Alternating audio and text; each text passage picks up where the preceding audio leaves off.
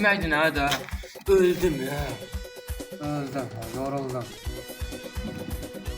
Bəlkə mən kitara salım, dartıram. Gözlə.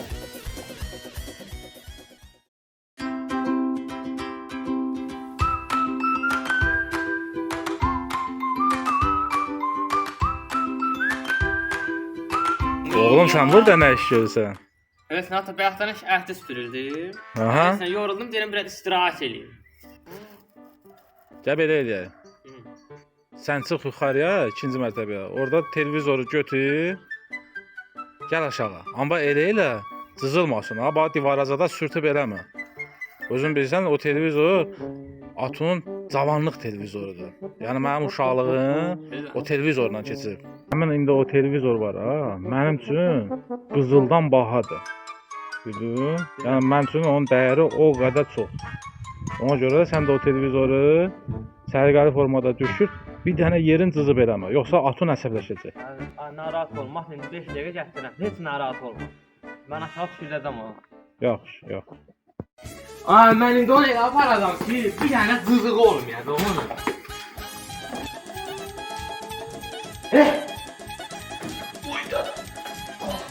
Adam burada durur ya. Ya Allah! Uy dədə!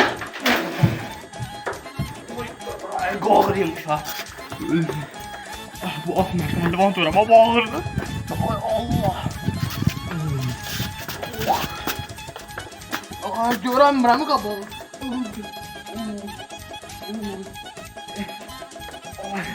Ay, yoruldum. Öldüm ben bu daşın üstüne sökeyim bir dincəlim ala. Oy! Oy, belim ağrıdı, belim.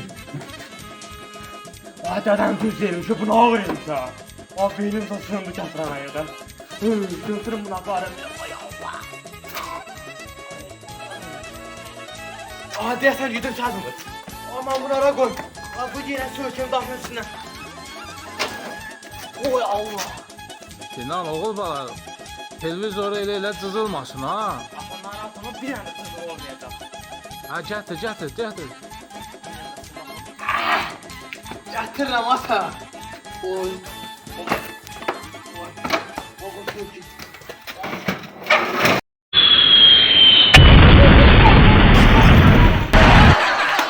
Oy dədə, ay Allah! Atam mənim mənə dədə! Oy dədə! Oğlum, sən nə vardın? Atam mən eləmədim, özür Sən mənim televizorumu sındırdın, bura gəl.